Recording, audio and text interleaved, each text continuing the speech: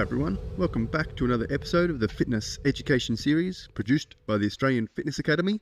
It's like progressive overload for your brain.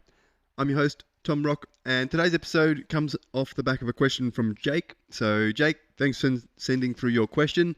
Great question. Jake got in touch and was asking you about program balance. And he was talking about program balance in terms of balancing frontal plane and sagittal plane movements, for example, in terms of the planes of motion. And talking about, does it have to be perfect? Should it match up exactly? And I think it was a great question. It sort of obviously got me thinking, and it's great to sort of consider these things as we put together a resistance training program. And I think generally when I think about a program, I talk about balance. Initially, it generally comes to looking at balancing muscle groups, for example. So if I do an upper body push exercise like a bench press, I will want to balance that with something like an upper body pull exercise, like a bent over row or a seated row. So in essence, I'm balancing my push and pull. What Jake has sort of alluded to is in terms of planes of motion, it's where if I have a bench press and I say I have a lat pull down, that's technically I have a push and a pull, so it balances out, but I've got an upper body push in a horizontal sort of motion, or a horizontal push, or a sagittal plane motion, sort of. We've talked about bench press, and then the lat pull down is more of a frontal plane motion depending on grip width for the back. So I haven't really, while I've balanced out my push and pull, my planes of motion aren't quite balanced, and I've only got a horizontal or a sagittal plane push potentially. I haven't got a more of a frontal plane pushing motion, such as potentially a shoulder press, depending on grip width. But like a lateral raise potentially would be an example of sort of that type of motion, that frontal plane motion. And I think it's an important thing to think about, and sometimes it comes down to considering pairs of muscle groups. I think can be an easier way to, I guess, train, make sure we're hitting all movements, I guess, and potentially looking at joints and joint action. So if I do a shoulder, like a shoulder movement, shoulder adduction in the frontal plane, I should have a movement that's shoulder abduction in the frontal plane as well. So you can sort of take one joint exercise from movement and think, if I'm doing this joint action, I want to then perform the opposite joint action, and that'll make sure we're sort of balancing out. So if I do a frontal plane push, I'm doing a frontal plane pull, and things like that, and that way we will be balanced in that respect. Pairing muscles, like if I do a bicep curl, I'll do a tricep extension, is another good way to sort of keep balance as you sort of build a program. If you do train one muscle group, making sure you're adding the similar volume to the opposing muscle group is a good way to think about it.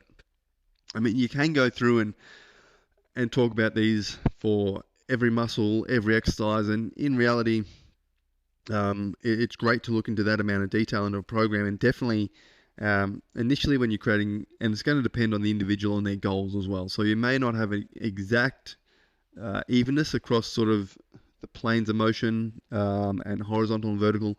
Ideally, yes, especially for sort of a well-balanced program, at least having the same amount of push and pull exercises is a good way to start. And then you can look at incorporating, well, if I've got my program here and it's got the same amount of push and pull, but I've got way more sagittal plane exercises than frontal plane exercises, which you'll probably find. We have a lot more sagittal plane movements that are sort of not normal, but functional in our human body and how we train and the exercise we do than frontal plane movements. So you'll probably never get the same balance. And it sort of gets highlighted, I guess, in the lower body when we talk about frontal plane and sagittal plane balance. It's different to looking at muscular balance, because we generally look at like our anterior muscles, like our quadriceps, quads basically, and our lower body, we have on our posterior side, we have our hamstrings and our glutes, and they're sort of the opposing muscle groups that we're looking to balance. So we want to have roughly the same amount of volume for our push muscles or our quads, our anterior muscles, and then you sort of make sure you're balancing that with your posterior work, such as hamstring curls, Romanian deadlifts, or hip thrusts, and having that balance there. However, if let's say we have a back squat and a hip thrust and an RDL in our, and maybe some leg extensions. So we've got two quad sort of focus exercises, let's say front squat and leg extensions, and then we've got RDLs and hip thrusts to focus on our posterior chain. All these exercises are in the sagittal plane. So really there's no frontal plane movement there. And that's generally, it's not the worst thing in the world. It's still going to help us, whether it's build, it depends on the goals, as I said, but we're still going to get good muscle, or maintaining muscle mass, or building muscle, or it's going to help our strength, bone mineral density, all these things. They're really great exercises. In terms of functionality, it might also be good to include things in the frontal plane, such as like a lateral split squat or something like that. Or it could be a cable leg raise, lateral leg raise out to the side. So these sort of frontal plane movements can just improve the functionality of our training program, helping sort of improve a client's stability and mobility, which can be important for some clients. Some clients, it may not be specifically related to their goal. It will definitely potentially still help if your goal is to improve your back squat strength. Having some sort of aspect of your program, whether it's a single leg RDL or a lateral split squat, may be of assistance in terms of building mobility and that sort of hip stabilization strength as you go through and sort of develop that squat. So that's something to consider as well. I think it's going to be very hard to balance having the same number of frontal plane versus sagittal plane, and it's probably not 100% necessary. I think incorporating something from those lesser used planes, such as frontal and the transverse plane, which is sort of your rotation, can be great for functionality and maintaining posture and movement capabilities as we progress and develop our skills and movement. But trying to balance everything out so it's a 1-to-1 ratio and it's all super even is going to be very tough in terms of the planes of motion. I think it's good to get there with our muscle groups and making sure if we do a quad exercise, we're relatively similar with hamstring exercises. If I'm doing all these biceps, I should do triceps. If I'm doing a lot of bench press and chest work, I should be doing the same amount of back work to make sure I'm even. I don't make posture abnormalities. But it's something that when we get to planes of motion, we want to incorporate different movements to challenge ourselves and create a good functionality and the ability to move and be resilient to movements.